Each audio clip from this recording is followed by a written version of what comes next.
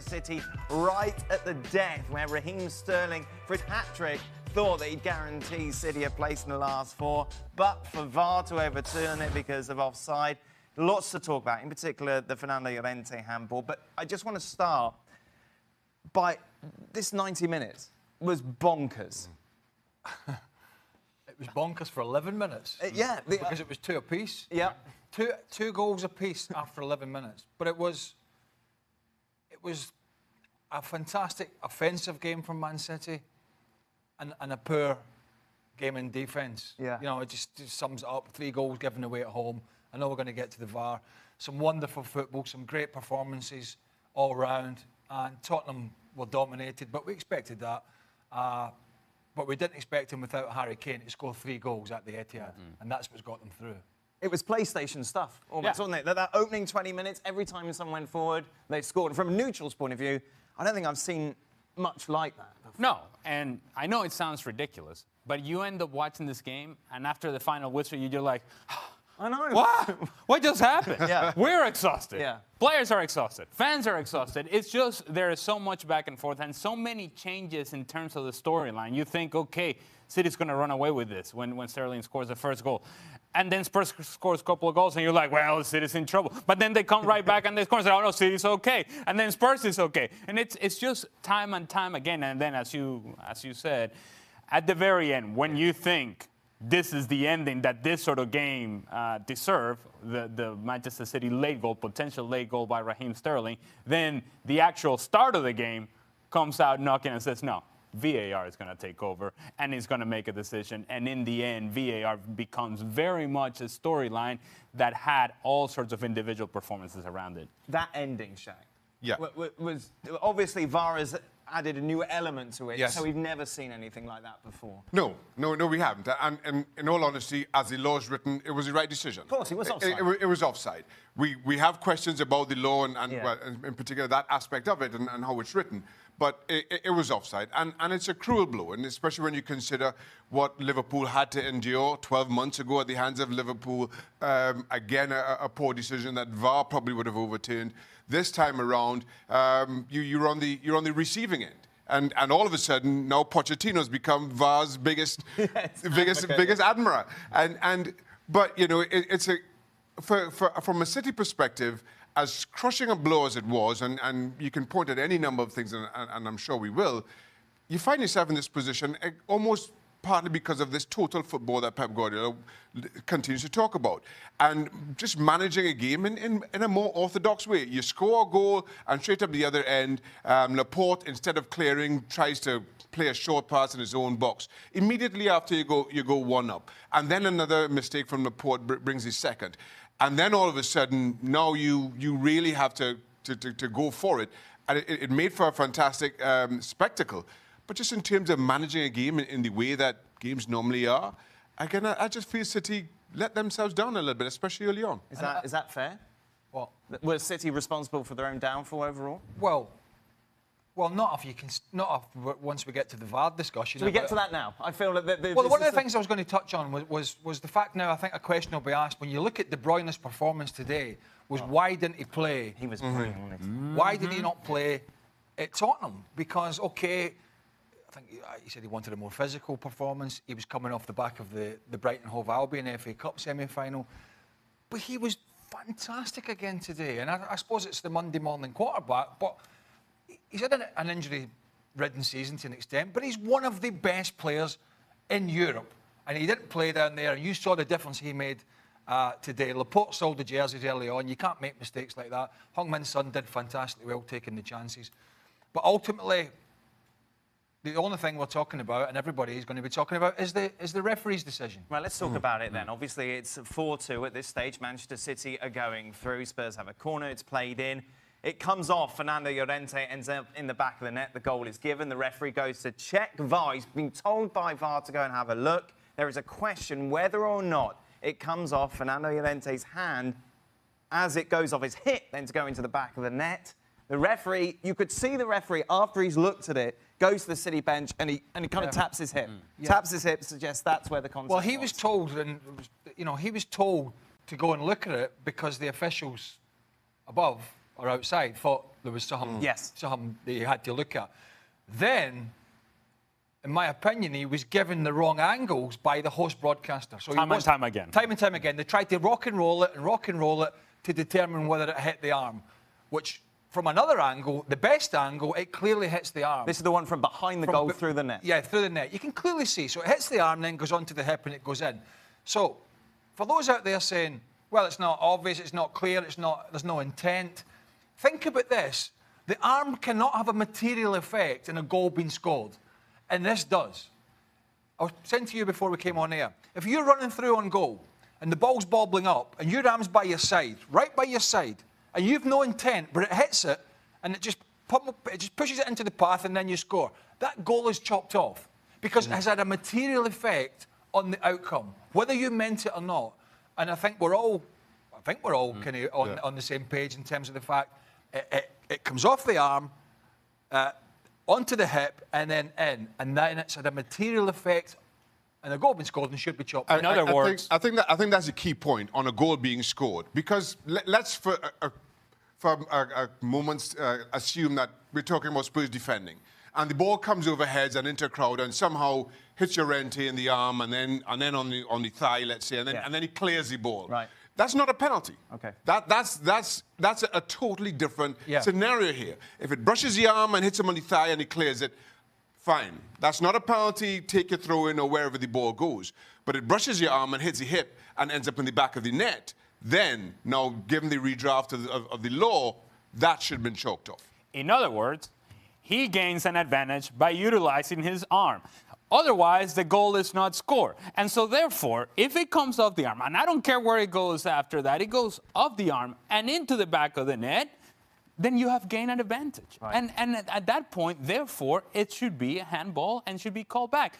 But to Chunichak here, the referee, to be fair to him, if I were in his position and I'd been shown the same things that he was shown in the replay, I would have done exactly what he did and trust his own judgment. Said, from what I can see here, this is not clear and obvious, and so therefore, see you guys later, I'm going to trust what I saw out on the field. It's not a penalty. But that's what he was given. And that's what I don't quite understand, is that do we have a system in place in which we can show the replay to us watching it, but to the guy whose decision makes all the difference in the world, the referee, he doesn't get the correct angle? That cannot be happening. That's correct. I mean, you on that angle, he had to stick with his decision. Yeah, had to. But I'm flabbergasted that he wasn't given. I mean, there was probably, I'm thinking back to, there'd be plus 20 cameras at that game. Yeah. Probably more, maybe 30. I'm flabbergasted he didn't get half a dozen angles minimum. You know, low, high, from behind the goal, the one that he got rock and rolled all the time, which was really inconclusive. Yeah. When there was better angles out there, and then he can make an informed decision rather than just seeing the one thing going back and forward all the time. I don't think he was done any favours in getting to his decision, which was sticking by his original decision. Moving on from that, obviously it's something that we could dwell on a lot, but it's interesting, as always, every day I put out a tweet saying any questions for the boys, for extra time. A lot of them asking if Pep is overrated. Is Pep a fraud? Can Pep do it without Lionel Messi? Because the thing is, you take a look at his Champions League record, and of late, obviously, he has stumbled. Not at the final hurdle, at the quarter-final stage, at the semi-final stage, round of 16, of course, before that. Well, we're in a knockout competition now, and for anybody that sends a tweet in asking if Pep Guardiola is a fraud, it should be taken down immediately. Because the man is not a fraud, right? His teams, looking at him domestically, are magnificent. And that was proven last year, and it might be proven again this year. Now, when you're in there's no lack of criticism coming his way. He's not getting off scot-free. I mentioned De Bruyne. There are maybe other things we can look at as well. However, when you're in a knockout competition like this, you're only a couple of Laporte mistakes away from going out. It happened to them last year at Anfield. They had a really bad 90 minutes. It cost them. They've had a bad, 10, 15 minutes, maybe max in this game. And then a referee decision. That's cost them. You're only a missed Kun Aguero penalty away from going through. Yes. Which, of course, I mean, maybe I'm not giving Lloris his fair due here. It was a good save from him. But had Kun Aguero scored that penalty, we're having a totally different discussion at this point. Those are the margins when you're playing football at the highest level. I think one big question that you can certainly ask Pep Guardiola here is the point that was brought up earlier by Craig. The idea that you see Kevin De Bruyne play today and that he was not available or he was decided upon or against to start against Spurs in that first leg, which doesn't quite make sense. But let's give him the benefit of the doubt, say, maybe he's carrying a knock. Maybe he's not fully fit. Man, but you got to give him more than the couple of minutes you gave him. Not the 88th minute, because then you see the sort of difference that he makes. Individually, he was excellent. Raheem Sterling, he was excellent. And across the board, there were a lot of excellent performances from Manchester City. But I also think that you have to ask the question from both teams, not only Manchester City, but both teams. One of the things as players that happens very regularly, after you scored a goal, you're running back to midfield to kick the ball off again. Hey, next 5 minutes, guys. Next 5 minutes. Let's make sure we're solid. Let's make sure 5 seconds. Yes, let's make sure we're organized. Neither one of the teams got themselves organized after the goals. And that's when momentum changed back and forth. And it feels sort of ridiculous that at this level, we're having the sort of momentum shift that we see in an U10 game. Right. Not a Champions League quarterfinal. I tell you what, when it's the Sterling fifth goal. That was the fifth. That was the fifth goal. Yeah, the one that was chalked off. Yeah, the fifth. We've lost track. Yeah. And as Ali mentioned, his performance once again, shows why he's elevated to elite level. Yeah. However, when that VAR check came up, Christian Eriksen must have melted into it. Eriksen, obviously, who gave it away. There is a God. There is a God. Because he gave it away. Yeah. He gave it away, and I don't think the ball was going to get to Aguero because of its trajectory, but certainly when Bernardo Silva made an effort to play it, it then launched into that path. Also in all of this, we have to give Spurs their credit for what they managed to do against an incredible Manchester City team over 2 legs. Without your talisman in Harry Kane, Heung-min Son, who has been simply outstanding, steps up and scores 2 brilliant goals. His second was a simply stunning finish. And then you have the injury, and Llorente has to come on, and he plays a part which we've spoken about extensively. This is a Spurs team who may be stumbling in the league, and we were questioning over the last couple of weeks, can they hang on to the top 4? But they showed that with this squad, they are able to match the best in Europe. Yeah. Where if it's over 2 legs, so be it. And it shows exactly how good a job that Pochettino continues to do, despite spending next to no money over the course of 2 years. Fair play to them. And on the night, again, and being a goalkeeper, I have to point this out, Hugo Lloris has come under some criticism over recent weeks. He was outstanding tonight. The save from De Bruyne in particular. That was an incredible save. But I thought just throughout, all of his handling was solid. And again, this is about a goalkeeper who's been criticised a lot. Have you made this about Hugo Lloris? By the way, you brought the point up earlier.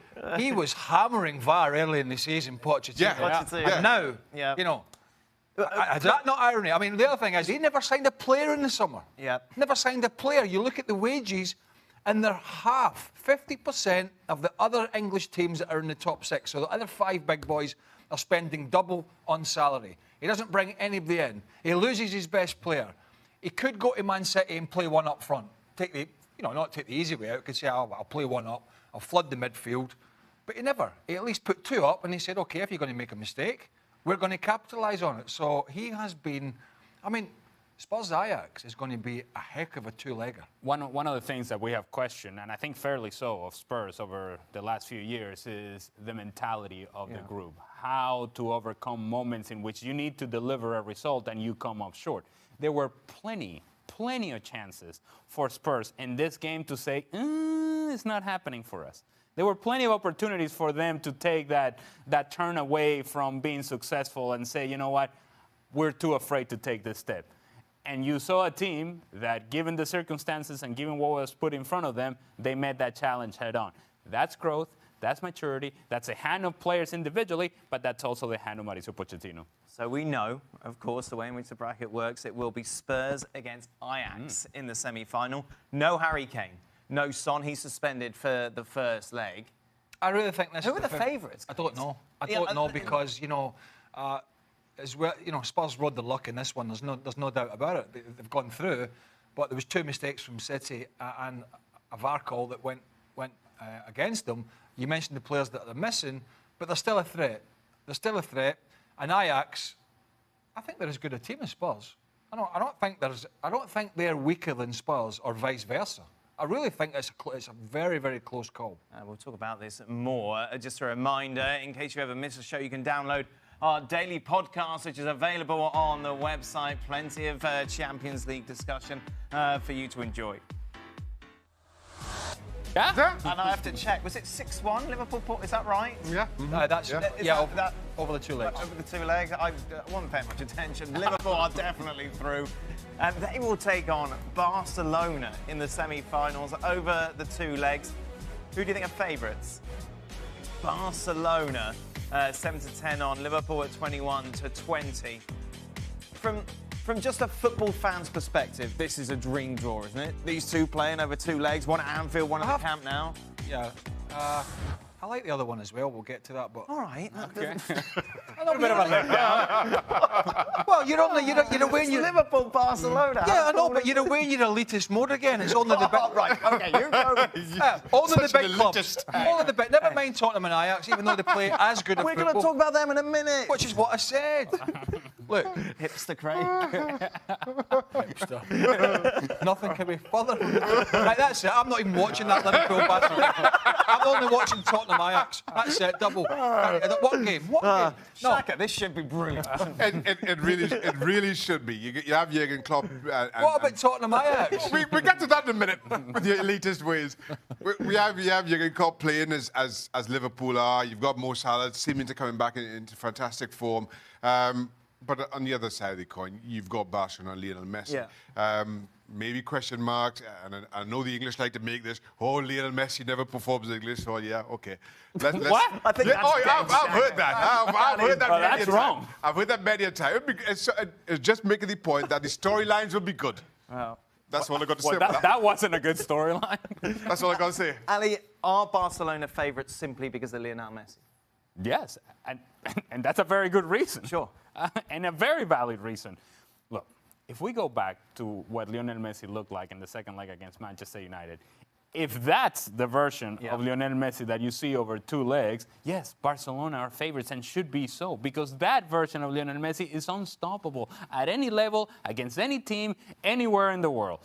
Now, Liverpool can hurt Barcelona. Much more so than Manchester United could hurt Barcelona, because Liverpool has better players in the attack and because they are willing to press Barcelona, because they can force turnovers.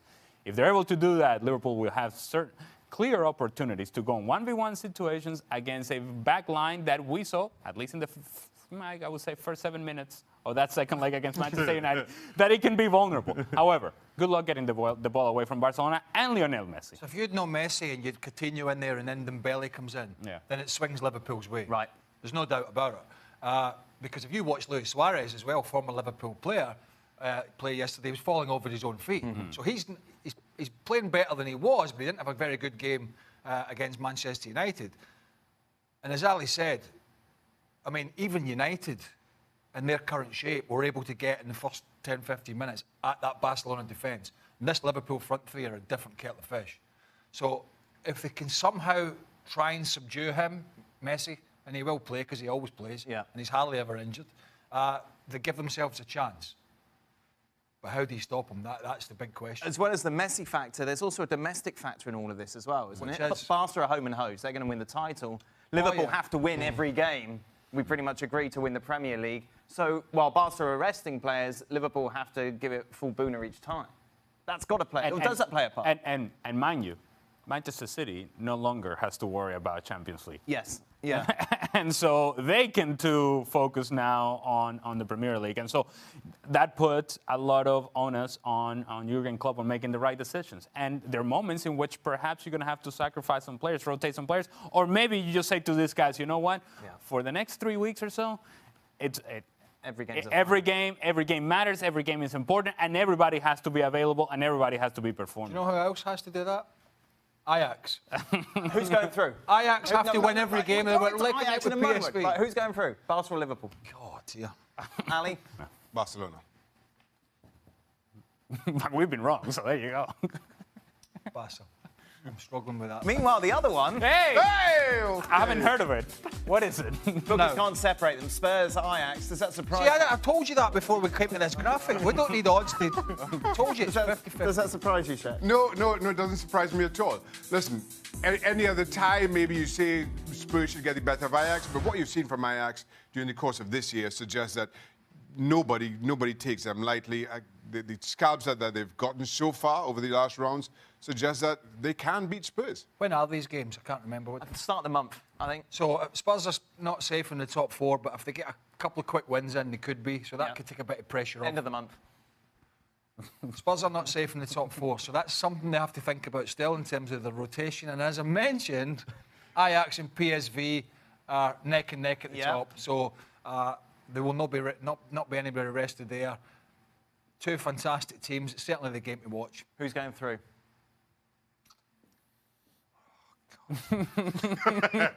You've had the same reaction for both. It's almost the end of the month. Hurry up. One of them. one of them. Should I do it? Should I pick Spurs? I don't know, Alex. Should I do it? Spurs? Sure, let's go with Spurs. Spurs? Why not? No Why Kane, no not? Son in the first leg. Ajax. Ajax? All right, fine. Craig? Ajax. One of them. One of them. Come on. Sat on the fence, as always. Well, it's Craig 50-50. Burley. That's what the odds say. What's this? What we promoting here? Extra time. You can check it out over on the website or indeed our YouTube channel. Tomorrow, meanwhile, all about the Europa League. Chelsea, of course, in pole position after their 1-0 win in the first leg against Slavia Prague. Meanwhile, Valencia 3-1 up against Villarreal. Benfica, big favourites as well to go through after their win against Eintracht Frankfurt. For Napoli against Arsenal, no surprise, Arsenal big favourites 9-2 on. Remember, they take a 2-0 lead to Italy. MLS action for you this weekend. DC United taking on NYCFC. That came live on ESPN at 3:55 Eastern. Meanwhile, that is it then, boys. Hey. I can't believe there was other football on tonight apart from the Champions League. Well, with your new hipster ways, I can't believe you weren't all over it. What's my new hipster ways? Ajax Spurs, that's what you prefer. You said you much prefer to watch that than Liverpool-Barcelona. No, I didn't. That's what I heard. Thank you very much. Be a couple of great games. Thank you very much to Craig, to Shaka, and to Ali. We'll be back tomorrow, of course, to talk Europa League. Stay tuned. That extra time. Let down. Welcome to Extra Time. Brilliant day. Good day at work today, isn't it? Hey. Not too bad. Paid to watch that. We've got some golf fun. Yeah. And we played golf this morning. Yes. Even better. Yourself. Together. I'm playing golf. Well, you're not invited. You went to the Masters. You went Never to the told anybody. Yeah. Kept it quiet. The secret Masters trip. That's. I mean, I'll take that swap. Hey. I'll take that swap. Yeah, fair enough. Old secret. Carry on. Old secret squirrel over there. Is that Shaq on TV? What? Did you spot him? Well, he was over there in the what was the rough and what hole was it? The 14th hole where Schauffele got stuck on the right hand side. 13th. No, it's not 13th. 13th. No, he was in the woods in the 14th hole, and then it's Shaka. No, I was in 13th. I was. Right, Yeah, this right. isn't as Never much mind. fun for everyone. Your wife was concerned, though, because you didn't bring your clubs with Yes. She asked if I was going to bring my clubs. you. This is a great line. Okay. So I was looking down there. Yeah, what because are you looking at over Our there? boss has just sent us a better angle. You probably got the the message. Llorente handball? Yeah. Yeah. Seen it? No, I haven't. No, I was it talking was about just said. I saw it. And it's zoomed in. And what about it? Are we right? Is it handball? Are we ever wrong? Well, no. Well, but- We're always right. Many times. But he does hit his arm, yeah. Okay. So does VAR actually add more fun and excitement to the game? No. Just takes away some of the mistakes. It had a lot of drama, though, late on. wasn't Yeah, it? there's always drama. That was agony and ecstasy within seconds. There's always drama. There's always agony and ecstasy. The handball wouldn't have changed because he didn't see it. But the Sterling goal would have changed. Sterling goal. The Sterling goal would probably have stood. Yeah. So it's cleaned it up. Yeah. Frustrating as it is for Man City, it cleaned it up properly. Why is Pep waiting so long to bring Sané on in dire situations? His pace alone would open up so many options. Well, that's a question that you can ask about Pep Guardiola and Leroy Sané for, I think, many games now.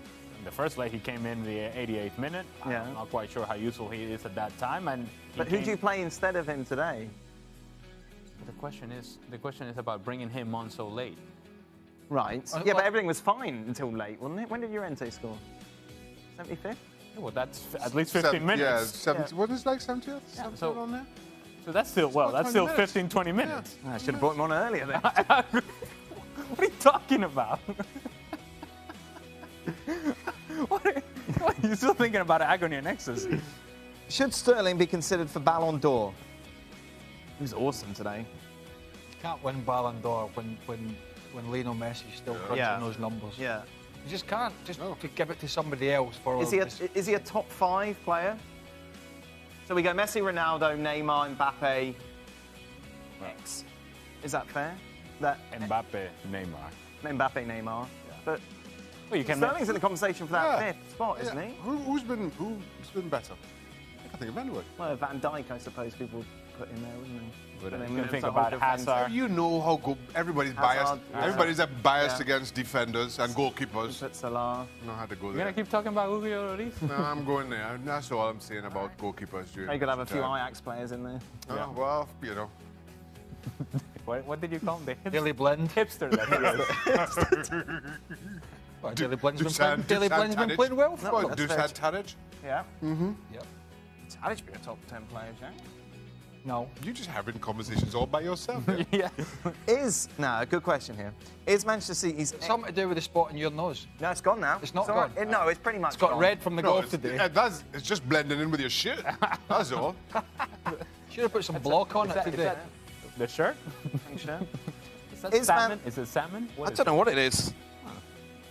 I'm comfortable with it. That's all right. Is Manchester City's exit good or bad Look, for you Liverpool, as City can't win the quadruple now, but City can fully concentrate on the league? It's a fair point, isn't it? It is. It's bad for Liverpool. Yeah. Yes. Yeah, it's not good. Yeah. It's definitely not good. Well, I've got to get the light back on so I can read this. Okay. Is Ed Woodward crying, realising what he missed to not go for Pochettino? Well, they made a decision. Yeah. Decision. It's not looking great, though, as a decision, is it, at the moment? No guarantee that they would have gotten Pochettino. No, that's true.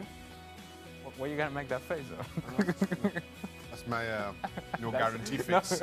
My no guarantee Well, if he face. wins the Champions League, it's almost guaranteeing the players will stay. The top players will stay for a bit longer. Yep. And Daniel Levy, he would have to be pressured into giving them money to spend. Sure. So, Are Tottenham better without Harry? and by the way, Tottenham are a better team than Man United by a country mile at the moment. Yeah. Sorry. But are Tottenham better without Harry? No, and why is no. Son so underrated when it comes to discussing the player of the season? Okay, first of all, the first question is idiotic. Right, okay. The first part of the question. Yeah, the first part of the question. Yeah. The first No, question. first question, yeah. You okay? Apologies. Yeah. It's idiotic. Yeah. Spurs are not better without Harry Kane. He is the best player on the team. You take everybody in that locker room and you ask them, do you want Harry to play today or not? And they'll tell you, yeah, we want Harry on the field. Who would you prefer, Harry Kane or Raheem Sterling?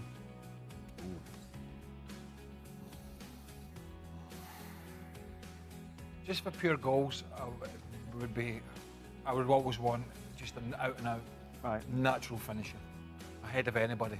Who's going to Sterling. win your games? Huh? Sterling, then. Okay. Yeah, I'm not going against this forward. Harry Kane. Okay. I'm going to go Sterling. Yeah? Yeah. Yeah, just a big But it's apples and oranges again, huh? Not It is. necessarily. Yes, it is. No, if you've got 200 million, who do you spend it on? Kane or Sterling? Better than Messi. How about you had a double billion? And why is Son so underrated when it comes to discussing player of the season? Well, that is a good point. I mean, he's certainly. You Right. can't have a No, Spurs player the player of the season, can you? Really? That's the problem. What do you mean? Well, they're not going to win anything domestically, Yeah, but, so you can't. but then give- that brings up the other argument: is do you have to win some because that's a team event? Yes, You could have the best player of the season playing in a team that doesn't win anything. sure. So Van Dijk is player of the season, regardless of whether or not Liverpool win the title. Potentially. Yeah. So I think in that context, yes, but because they're not fighting for the title, I keep looking at it. I got a question. You're When digging a hole. you lean like this, is this your knowledgeable sort of It's like? my knowledgeable- You're the interested When he guy. leans like that says, I'm struggling to dig myself out of this. No, I don't think you can't. Son's not even in the player of the season conversation because he doesn't start every Because- game. As Ali pointed out, Harry Kane is Spurs' best player. So I'm not sure how, Son gets in the conversation and you don't also have the best player on his team. Yeah. Yeah. See, if you do like that, then nobody's going to argue with That's you. right. So I'm done now. Yeah. Made Well, my you can't point. have being a player of the year if you don't win anything. But if Liverpool don't win, you've got Van Dijk as player of the year. Just because they were fighting for the title. Yeah. But Tottenham were fighting for the title until they blew up Right. 4 weeks ago. Yeah. So what's the difference? Well, because they're not in the title race anymore. What does matter? You said if you don't win anything, you can't be in for the player of the year. I didn't say that. Yes, you did. No, I didn't. I'll check the tape. Good. Check it. I did not say that. Okay. You said it. No. You said. ESPN FC is back tomorrow. It's a Europa League special with Ali Moreno. Yep. and Paul Mariner. Oh. Adrian Healy's in the hot seat. Oh. Get your tweets in now. Oh, we got to fill this bit. What do we do here? It's on ESPN Plus. Let's lean back. Just lean back. Yeah, available daily.